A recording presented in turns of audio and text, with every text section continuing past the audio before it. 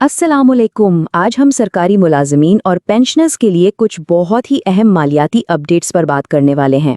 ये वो तब्दीलियां हैं जिनका बराह रास्त असर उनकी जिंदगियों पर पड़ेगा।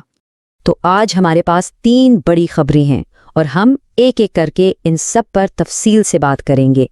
सबसे पहले तो बात कर लेते हैं इस महीने की तनख्वाहों और पेंशन की, क्योंकि इस हवाले से एक फौरी अपडेट है। जी हाँ, बड़ी खुशखबरी ये है कि वफाकी मुलाजमीन जिनकी अदायगियाँ रास्त आईडी सिस्टम के ज़रिए होती हैं, उन्हें इस महीने तनख्वाहें और पेंशन वक्त से पहले मिलना शुरू हो गई हैं। तो शेड्यूल कुछ इस तरह है कि आज से रास्ट आईडी वाले वफाकी मुलाजमीन को अदायगियां शुरू हो गई हैं। जो रह गए हैं उन्हें कल तक मिल जाएंगी। जहां तक सूबाई मुलाजमीन का ताल्लुक है, जिनका सिस्टम अभी रास्ट आईडी पर नहीं आया, उन्हें मामूल के मुताबिक ही अदायगी की जाएगी।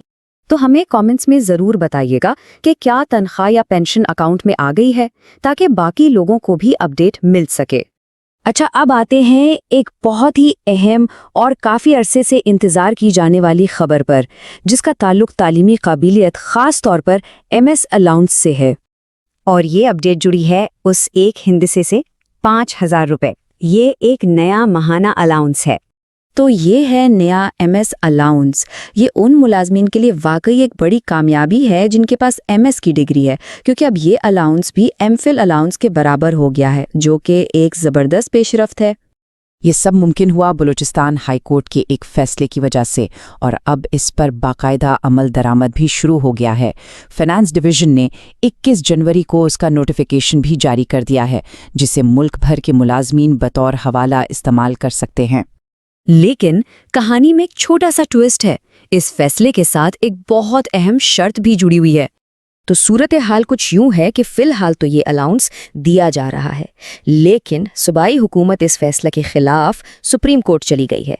अगर खुदा ना खास्ता सुप्रीम कोर्ट ने हाई कोर्ट का फैसला कालअदम करार दिया, तो फिर ये अलाउंस वापस भी लिया जा सकता है। और इसी बात से एक और बड़ी बहस शुरू हो जाती है कि क्या वो पुरानी तालीमी इंक्रीमेंट्स जो 2001 में बंद कर दी गई थी, उन्हें तमाम काबिलियतों के लिए बहाल नहीं करना चाहिए।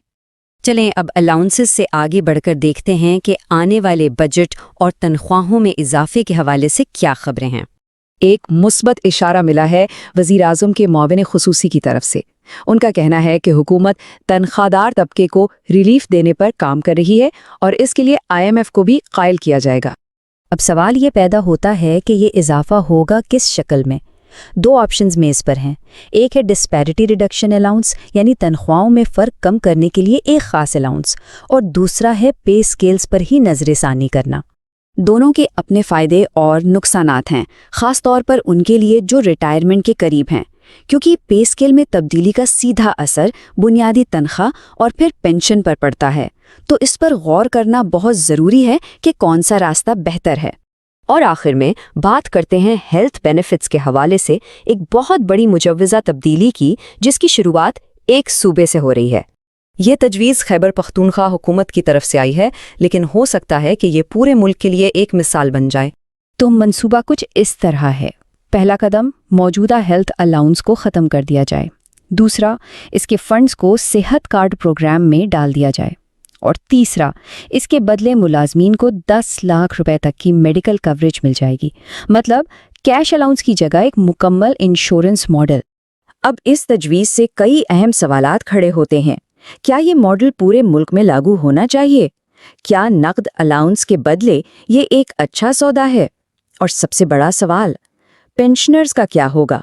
क्या उन्हें सेहत कार्ड के साथ अपना मेडिकल अलाउंस भी मिलना चाहिए? तो आज हमने तनख्वाहों की जल्द अदायगी से लेकर नए अलाउंसेस और मुस्तकबिल की तब्दीलियों तक कई अहम मौज़ूआत पर बात की। इन सब में से कौन सी अपडेट ऐसी है जो आपके लिए सबसे ज़्यादा अहमियत रखती है? अपनी राय का इजहार ज़रूर कीजिएगा।